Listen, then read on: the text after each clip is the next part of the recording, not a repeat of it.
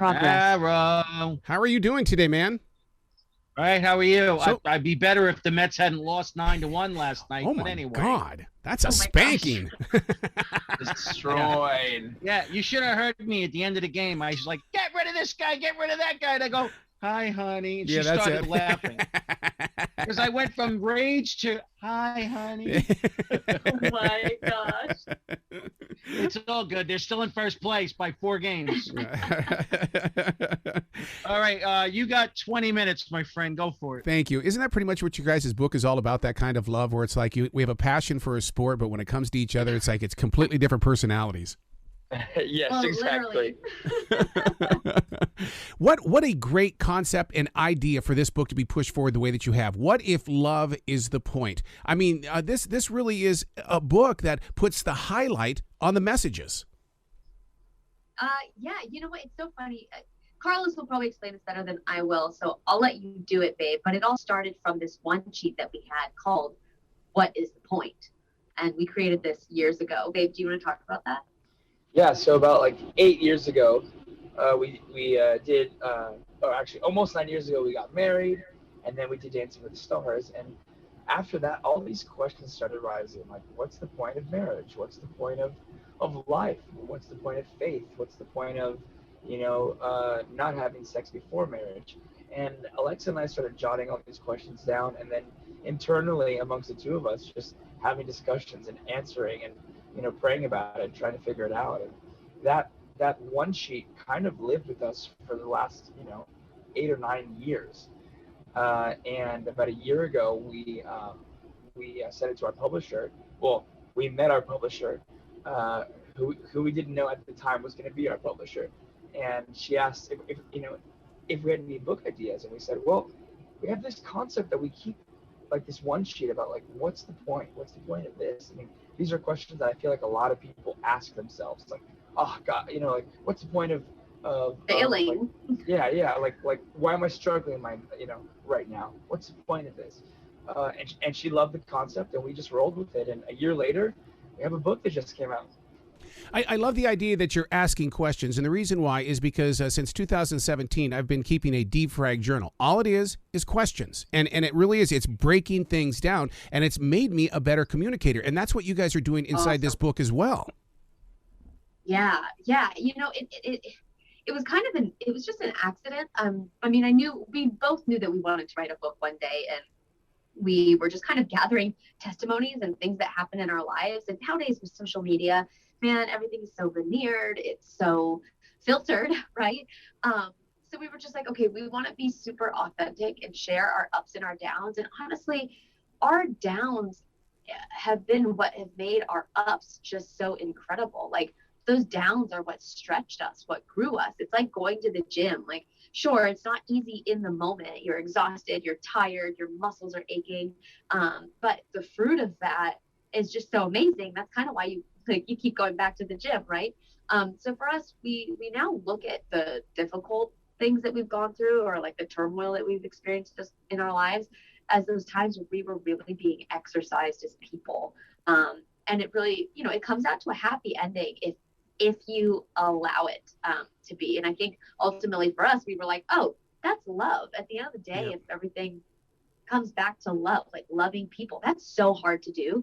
You can say, oh, I love people, but like, really, do you? I remember I was driving one day and somebody cut me off, and I was so annoyed. And I had a friend sitting next to me. I'm like, gosh, they're so annoying. Are you kidding me? What a selfish driver. And she looks over at me and she's like, do you think maybe no one's ever prayed for them before? I was like, what? And she goes, maybe they've never had anybody pray for them before. Why don't we just pray for them right now? And I'm like, oh my gosh, talk about like a reality check for me, where I'm like angry at this person, and my friend's like, we should pray for them. So now in traffic, when people cut me off, instead of getting angry, I just pray for them. I got to tell you, I'm glad that you're bringing up prayer, because one of the things that I found as an amazing positive about the COVID lockdown was the fact that the churches weren't open, so I had God in my home. And I'll tell you, that really did affect the two of us. Wow. Amen. So awesome. So awesome. Yeah. Church is not some just Sunday morning thing. It is supposed to be every day in your home with your family, with your friends. Like, it's supposed to just be the Bible says pray without ceasing. We're supposed to have a relationship with God, but in today's culture, it's just kind of been this like, you go to church Sunday morning, and as soon as church is over, you stuff Jesus back into the trunk, and then you go about your week. Yeah, and I always picture Jesus sitting at the door, just waving to everybody. Come back next week, you hear? Come on back. Right. Oh my gosh. Now, do you think that the reason why so many different couples stumble is because this is the theory that I believe in, is that they're writing the story before it happens. In other words, they know that July 4th weekend is coming up. They're writing about how this is going to happen, this is going to happen, this is going to happen, but if it doesn't happen, then blah, blah, blah, blah, blah. And it's almost like they're living too much in the future and not in the present. Sure. Yeah. I mean, I don't know. I think sure, half and half. I think goals are important. Mm-hmm. I think having an idea of what you would like to happen is important for your family. But I think also these expectations are unrealistic. And I don't know if that's social media. I don't know if that's just us in general. We want to have complete control over everything. But we've just learned that we're not in control. God's in control. So for us, we just show up. We're like, all right, God, how can you use us today? We're here. We're going to show up. That's so funny you bring that up, because one of my, I don't want to call it one of my crutches, but my wife will, let's say she's having a bad day, and I just look at her and say, give it to God, get it out of your heart, give it to God. Yes, it's so true. It's so important. We hear these words like that are so, when you read the Bible, it can sometimes feel like, oh my gosh, it's like a foreign language. But when you really start breaking it down, like these words like repent, which sounds so scary, actually doesn't mean, like, it just means to turn away from. Mm-hmm. So if it was written like, hey, just turn away from, maybe we'd view it a little differently. But when it's written as like repent, it's, in today's culture, it holds a different meaning. So I feel like when we turn away from the junk that we're holding on to and actually give it to God, man, we just feel lighter. We don't have to carry these burdens with us every day. And a lot of times we do feel like we have to, like when there's stress going on, why do we feel like we got to hold on to it, and bring it everywhere with us? It's like, no, leave it there. It's not even ours. We don't have to deal with that. You're right about with Bible verses and stuff like that, because people can get different interpretations. And I think that's one of the reasons why I cherish Stephen Furtick from Elevation, is that he's going to give you a message, and now you can grow with it. And he's going to challenge you throughout the week. You've got to activate this thing on Wednesday night. Yeah. Yeah, you have to activate it all the time. You really do. So I just, it's amazing when you can find different people who speak to you to help you have a better understanding of what the word is. I am a writer. I have published books. I know what books do to the imagination. When you guys were pouring yourselves into these paragraphs, what did you learn about each other? Because I mean, to collaborate with somebody that's like a John Lennon, Paul McCartney moment. Babe, how was it? No. You go first. I want to hear you first. Oh my gosh. Well, first off, we love doing everything together. Mm-hmm. We don't really understand it when couples are like, oh, I could never work with my spouse, because we love it. We would work together forever if we could. But for us, as far as what we've learned, I think Carlos probably learned more about me than I did about him during this journey. I feel like I've experienced a lot of these stories with him, or, these are questions that I kind of asked him, before we got married. And I don't know. I just feel like this experience for us has been just such a good journey together, that there wasn't anything that was surprising to either of us while writing this book, other than it was very therapeutic. And thank God for a woman named Margot Starbuck, who helped us turn all of our word vomit into things that made sense. Yep. Howard Stern has talked about it so many times in the way he says he does not understand how two extremely creative people can live under the same roof. I think it starts with being patient and listening. What is your secret? That's definitely a great start. I feel like for us, we have to. There are some point. There are times that we have to die to ourselves. Mm-hmm. So, like for instance, both of us are very creative. Both of us want to do different projects, but we have to make the best decision as a family. So, it's kind of like, when you're in school and you're, or like, like middle school and stuff like that, we learn to share. Well, we literally have to share still as a married couple, because like if I want to do a movie, but Alexa wants to do a movie, and they happen to be shooting at the same time, but we want to keep the family together, we have to go, okay, listen, you did one, 2 months ago, and I came with you, so can I take a turn now? Yeah. It's like you just have to be willing to make compromises, and for us, our family comes first. So it makes it a lot easier versus like most people, like their career comes before anything. And I love the road that God, has us on, but our family comes first no matter what. And that's what makes those decisions a lot easier. As that family, have you ever had a moment where you keep asking God for that next thing that you believe is your possibility and your personal growth, and then you realize, and I'll give you a good example of this, is I kept asking God, I need to get deeper into the church. I need to get deeper into the church. Well, during the pandemic, he put me at a grocery store, and all of a sudden I realized, whoa, church is the community. Yes, look at that. Oh my gosh, I can't tell you how many times that's happened in our lives. I mean, Carlos is the best example. He was everything on my no list as a person that I would date or ever marry even. Like he was everything I never knew I wanted. And I think of it like a puzzle piece. We have so many things that we are like, he's just my opposite in so many things, but he's filling in the gaps for me in my life that I didn't realize like I had gaps in, and the same thing like vice versa. So we both really just kind of fit into this perfect mold. Like if you had two puzzle pieces, they fit perfectly together. And I think that's us. And it's so funny because everybody I dated before Carlos, God was just probably laughing at me because he had this guy that was just so perfect on all my no lists, waiting for me right there. So I feel like that happens to us a lot. A lot of times we're like, oh, these prayers didn't get answered, and really they have, but we don't notice it until years later. Like really the fruit of those prayers. So that's why I just go back to like talk to God every single day, really, really give it to him, and have a real relationship with him. Like I got to the point where I set up this little one of my diffusers gongs every 20 minutes. So I just started going, all right, every time it gongs, I'm going to talk to you, God. I want to train myself to like talk to you throughout the day. So I started doing that. And then at first I just did it internally, but then I started doing it out loud. So my kids hear me talking to God all the time. And at first it felt weird. I'm like, okay, this is so weird. Like this is my personal time with God. But now it's awesome because they're praying and talking to him all the time. Like I stubbed my toe yesterday and Ocean ran over, he kissed it and he's like, it's okay, mommy, I'm going to pray for you. And he literally started praying over my toe. And I was like, how cool is that? Like, and that's just because they're seeing us live out our faith every day. Oh my God, I may not say, God, what's going on, God. It'll be, dude, come on, man. What's just give me some strength here. What's going on? Yep, exactly. And I love that. But to me, that's what's awesome. It's like for everyone, prayer looks different. Their faith looks different.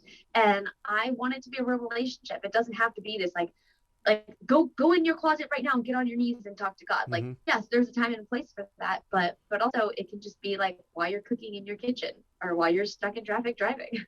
So many times outsiders do not understand that Christians do have those moments where you feel lost and stolen. And I remember during the pandemic, it's all written in my journals. It says, God, where are you? Where are you? And all of a sudden, my writing instrument puts in there, I'm here. Where are you?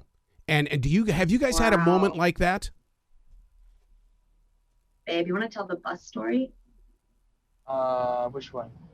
So, what just happened with like our awesome driver and just God kind of showing up, seeing the bigger picture. So we're currently on tour with my band Big Time Rush right now, and we're going across the entire country. We have 44 dates, and we decided again, as we do as the PenaVegas, we're keeping the family together. We are keeping everybody for 2.5 months. Like I'm not separating this family. So we end up getting our own bus for the 2 months, and it's going to be the family bus. And I start thinking like 2 or 3 weeks before tour, I'm like, man, who's going to be driving my bus? Like this person is going to be taking my entire family across the country, and like everything I love is going to be on this bus. Like if we get in an accident, if like something happens, like, oh my gosh, like who's this person going to be? So I'm praying and I'm just like, God, like I know you have us, but like please just like really have us this summer. And I get in touch, with our driver. His name is Eric, and we start talking. And I'm on a plane headed to the first stop in DC, and I'm texting him about the Wi-Fi. So we're going back and forth and just getting to know him. Turns out the guy loves Jesus, and I'm like, oh God, this is amazing. Thank you so much. I'm like, and he's telling me like I don't move the bus until I pray, and I'm like, oh, my kind of people. Let's go. And then we start talking about his family, because I mentioned I love blasting worship music, and he goes, oh, my brother sings sings worship music. And I'm like, no way. What's his name? Here's his name. And I'm like, you're kidding me. So his brother is a guy named Ty Tribbett. He's got a lot of really great songs, but he's got one song that is "What Can I Do?" And it is such a powerful song. But 3 years ago, our best friends lost their kid to cancer. I'm sorry. And at his funeral, they did this whole dance to this song, "What Can I Do?" So that's always been his song. And every time we listen to it, it just reminds us of him and the family. And we've just been listening to that song nonstop, like over the last 3 years. So he tells me this, and I look it up, and I'm like, you've got to be kidding me. And I just start bawling on this plane. And like my bandmates are like, are you okay? And I'm like, I just feel so overwhelmed right now with God's love. And it was such a great example of God going, listen, Carlos, this is me showing you. I see the whole picture. Yeah. I've already connected all the dots for you. And this is I've seen the beginning of the book and I've seen the end of the book. So just trust me. And man, it was so cool to see that in that moment. And that was the second time in my life that I've ever been so overwhelmed with his love that I could not stop crying. So yeah. Do you see your book, What If Love Is the Point, as being, because I'm always asking God, give me the language you want me to speak. And I see a book like yours as being, you're speaking the street. You're saying you're one of us. We can all grow together equally and with compassion. Yeah, I mean, to me, we just try to keep it as real as possible. Yeah. So yeah, there are times where, for the most part, it's all in our language. There are a couple times where, thank God, somebody helped clean it up a little bit as far as grammatically correct. But other than that, like, we just wanted. This is what I love about my husband. He experiences the Bible on a different level than I do, and his faith is very different than mine. And I think we do a good job at speaking together, because he just really, I don't know, he captures people in a way that I can't, but I will go like in depth, maybe a little bit more on like Bible stuff, but he speaks a little more street. He speaks street better than I do. So I feel like we balance each other out well in this book. I love the way that couples can have that conversation like you guys do when things can be a little bit different. That doesn't mean that we have an indifference. We're just a little bit different, but we can talk this out so I can understand your heart. Mm-hmm. Oh, yeah. And I mean, communication is so important in any relationship, but man, in a marriage, that communication will make or break you. And I don't know, I feel like we've done such a good job, babe, of communicating, and my heart he's just amazing. He's such a good husband. Oh, thank you, baby. Carlos, being out there on the road, when I'm out there, I feel like there's a lot of wanderers. Are you feeling the same thing? Wanderers, you mean just like wanderers? Yeah, wanderers in the way that, that you've got the non-believers, you got the believers, you got the believers that don't want to believe. I mean, and it's like, okay, I've got to lead by example. 100%. And that's probably the hardest part about being on tour, but that is why I have my family here. I have my wife who's my rock, and when I get off of the stage at 11 o'clock at night and I shower and get back on the bus, like she's on the bus here to pray with me and just make sure that that our family's safe and that we're still connected to God. And I look, being Christian is not easy. Being a believer is the hardest thing that I ever decided to do, but it's the most fulfilling, most rewarding, and I just love the person who I become through Christ. Yep. And having my wife here on the road just helps me maintain that just that connection, because look, we're all human. Like our hearts can be deceitful sometimes, and it's like, you got to have the right community around you, and yep. I don't have that with the people. Like, I love it. I love everybody who's on this tour. I don't have that with them, so I have my family here so that I can maintain that a community. Wow. Through your book, people are vicariously going to live a more positive, living Christ life. Thank you so much, you guys, for sharing your testimony today. Thank you so much. And I hope we can get together many more times in the future. So awesome. Yes, thank you so much for having us. You bet. You be brilliant today, okay? Oh, thank you. Too.